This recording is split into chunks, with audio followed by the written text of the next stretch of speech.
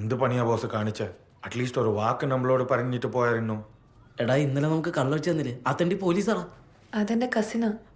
Cousin തണ്ടി അമ്മാതിരി അടിയാണ് അടിച്ചത്. സത്യമായിട്ട് നിങ്ങൾ ഇവിടെ ഉള്ള കാര്യം അറിയുന്നത് ഞങ്ങൾ പറഞ്ഞു പോയേനെ. അതുകൊണ്ടാ ഇവരിവിടെ ഉണ്ടെന്ന് നിന്നോടൊന്നും ഞാൻ പറയായിരുന്നു.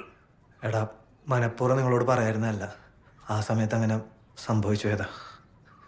അച്ഛായ എനിക്കെൻ്റെ വാപ്പാനും ഉമ്മാനും ഒന്ന് കണ്ടാൽ മതി, ഞാൻ എങ്ങനെയെങ്കിലും ഓരോ പറഞ്ഞ് സമ്മതിപ്പിച്ചോളാം. എടാ നിന്റെ വീടിന്റെ ഭാഗത്തോട്ട് ചെന്നാലേ അവിടെയൊക്കെ പോലീസായിരിക്കും.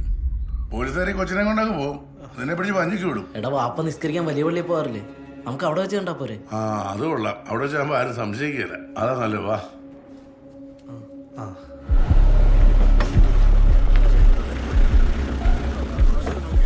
സാർ വരുന്നുണ്ടല്ലോ.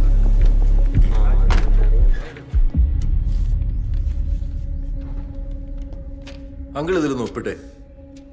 ഹേബിയസ് കോർപ്പസിനുള്ള പേപ്പറാ. അവൻ അവളെയും കൊണ്ട് എവിടെ പോയാലും പൊക്കാനുള്ള പണി ഞാൻ ചെയ്തിട്ടുണ്ട്.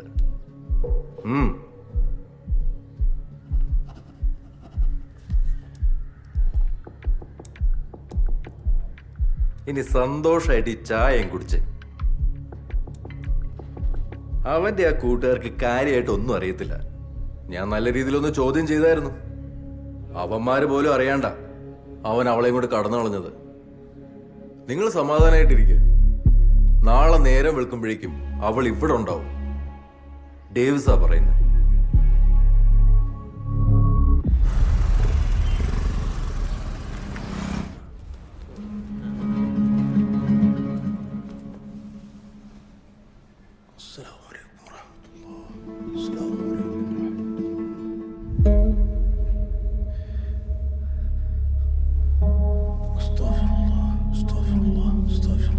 വാപ്പാ,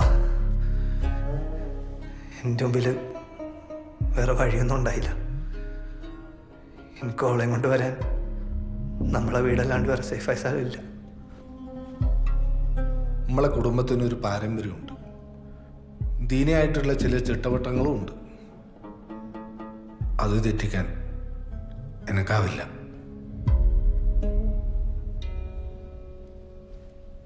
ഇനി എനക്ക് അത് തന്നെ വേണം നിർബന്ധമാണെങ്കിൽ ഈ ഒരു കാര്യം ചെയ്, ഓളൊരു മുസ്ലിമാക്ക്, എന്നിട്ട് പുറയിൽ കൂട്ടിക്കൊണ്ടുപോവാ. ബാക്കി ബാപ്പ നോക്കിക്കോളാം.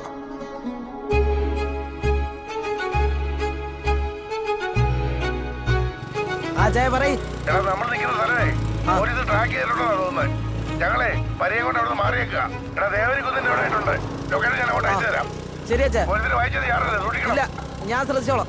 എന്താടാ ഈ ലെഫ്റ്റ് എടുക്കും. ഈ ലെഫ്റ്റ് എടുക്കും, ഞാൻ പറയാം. ഈ കാര്യം പറയും.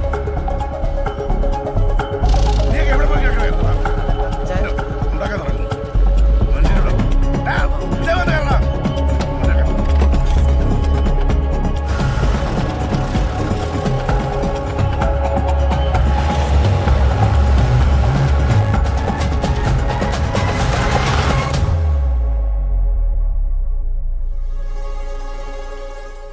എന്നടാ വക്കീലേ?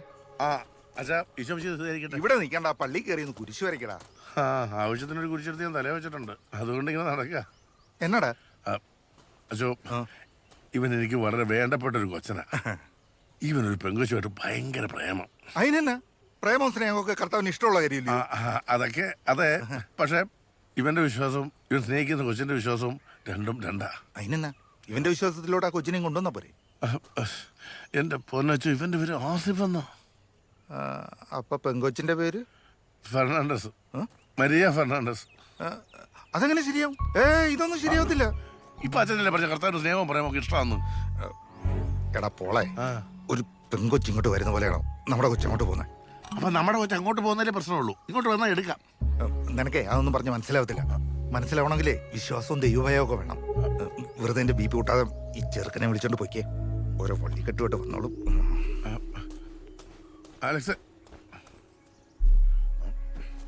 നമുക്ക് വേറെ വഴി നോക്കാം. നിങ്ങൾ വാ.